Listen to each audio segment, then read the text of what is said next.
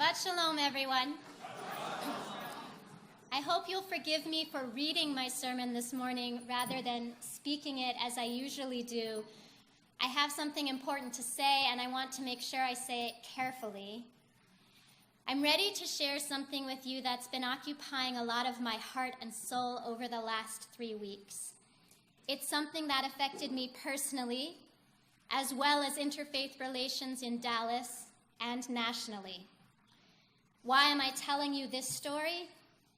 Because this is a story about tshuva, returning to the path of righteousness, and it's a story about relationships that are sacred.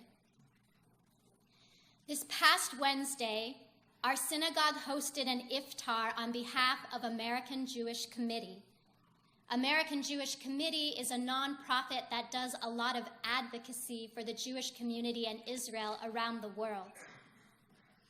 And the fact that the event was so successful was astonishing, given what happened 3 weeks ago. So let me share. In early May, Omar Suleiman, an imam, was invited by Representative Eddie Bernice Johnson to give an invocation for Congress. He lives in Dallas-Fort Worth, but his reputation is international. He was chosen to give the prayer not only because of his scholarship and prestige in the Muslim world, but also for the justice and peace work he does in the interfaith world.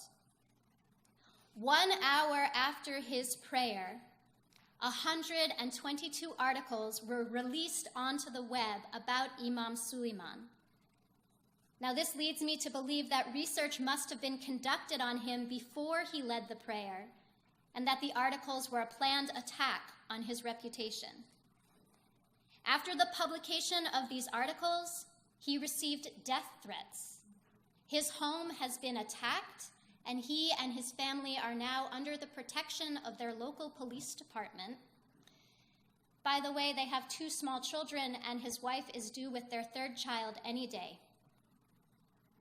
The quotes used in the article were from his social media feed, and they were not good. They were anti-Zionist, and they used the harshest of language. But it is important to note they were also several years old. Now, this is a man whom I've worked on closely in the area on justice issues. This is a man who's been invited by the JCRC, which is a branch of the Jewish Federation, to speak at interfaith events. He and I have had extensive conversations about the Israeli-Palestinian conflict. And while I knew that he did not support the Israeli government, I had never heard him speak like that. So I was surprised when I read those quotes in the articles. And indeed, one of the challenges of doing interfaith work is always the question, are you the same person out in the world or in your own community that you are when we're together? Imam Suleiman wrote an op-ed in the Dallas Morning News responding to those articles. He pointed out that we must continue our work together and that hateful attacks cannot silence voices of unity and love. He pointed out that anti-Semitism and Islamophobia are related forms of bigotry.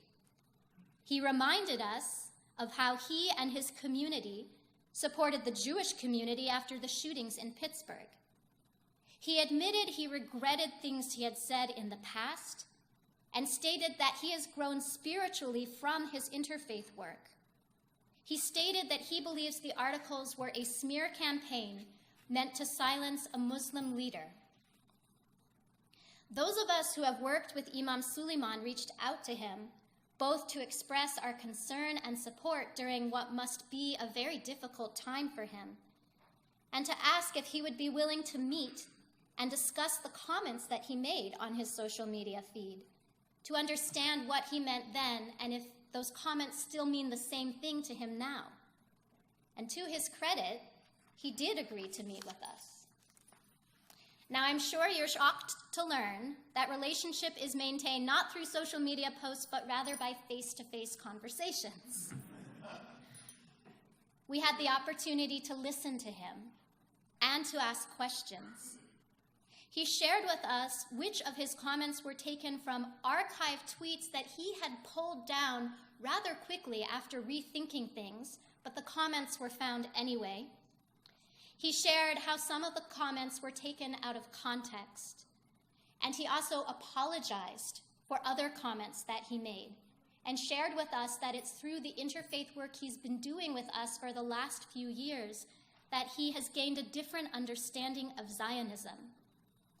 We also talked about how there is a language barrier between our two communities. When I say Zionism in a Jewish context, that is not how it's heard in a Palestinian context. And when he says intifada in a Muslim context, that is not how it is heard in a Jewish context. We have to explain to each other what these words mean because they don't mean the same things in our cultures of origin. I left the meeting feeling reassured that the man I experienced in our work together is who I think he is. That meeting was tshuva, returning to a path of righteousness. That meeting was relationship building. Before the meeting, I would have claimed Imam Suleiman as my colleague, but now I claim him as my friend. That is a man who has grown and changed and is a role model who should be built up and not torn down. Now, he and I do not agree about the Israeli-Palestinian conflict. And that's not surprising, given that he is the son of two Palestinian refugees with family members who have been killed in Gaza and family members living there still, while I am an ardent Zionist who has lived extensively in the Holy Land, whose husband served in the IDF, and who had friends killed in suicide bombings. But the language he used in the past to describe his outrage at the actions of the Israeli military and government is not the language he would choose to use today. I can accept his critiques of Israel, and he can accept my belief that the Jewish people have a right to live there. I would also add that we don't need to agree about everything in order to continue to work together to protect the rights of minorities in our community and promote equality for all. When I first moved here, I was asked to speak on an interfaith panel, and one of the imams had said some things on his social media feed that I found concerning. I took counsel with one of my professors from rabbinical school who does a lot of interfaith justice and peace work. Dr. Cohen explained it to me like this. He said, one day I'm on the same side of the street with the Catholic Church, and we're protesting in favor of the rights of refugees and immigrants. And the next day, we're on the opposite side of the street yelling at each other over the rights of the LGBT community. I said, Dr. Cohen, what's your point? He said, unless you want to advocate for justice as a party of one, you're going to have to get over it. He said, look, if you won't work with people with whom you have deep and painful disagreements, then there is good work in the world that won't get done. And through this work that you do together, you may find that you have the opportunity to ask serious questions and come to a new understanding because you've built enough of a relationship with the person that you can have that conversation. Now back to the American Jewish Committee and the iftar, the break fast that we held here at Beth Torah. American Jewish Committee is piloting Muslim Jewish advocacy councils in several locations. It's a national, really international organization, but it has a local office here in Dallas. And for the past 2 years, our very own Joel Schweitzer has been working hard with Muslim and Jewish leaders to advocate with local government and local law enforcement agencies to deal firmly with anti-Semitism and Islamophobia. And I will tell you that it is very powerful when Muslims and Jews walk in together to those offices in collaboration. We are stronger in making our point together than we would be apart. But we like to celebrate too, hence Beth Torah hosting an iftar with American Jewish Committee. Now, when the articles about Imam Suleiman hit the internet, the national office issued a tweet in response to the articles. And it was not good. it criticized Imam Suleiman with the harshest of language. It quickly withdrew the tweet, and a week later it published another tweet condemning the violent threats that this incident has brought upon Imam Suleiman. And that too is tshuva, returning to the path of righteousness. Although I would like to see them take it further and apologize to Imam Suleiman for the role that they played in events. So after this not good tweet came from the national office, our local office was left needing to repair the relationships with our Muslim partners. How can we be serious about interfaith work together and make tweets like that? And just like we are vulnerable to attacks from those in our community who are skeptical about the integrity of interfaith work, they are too.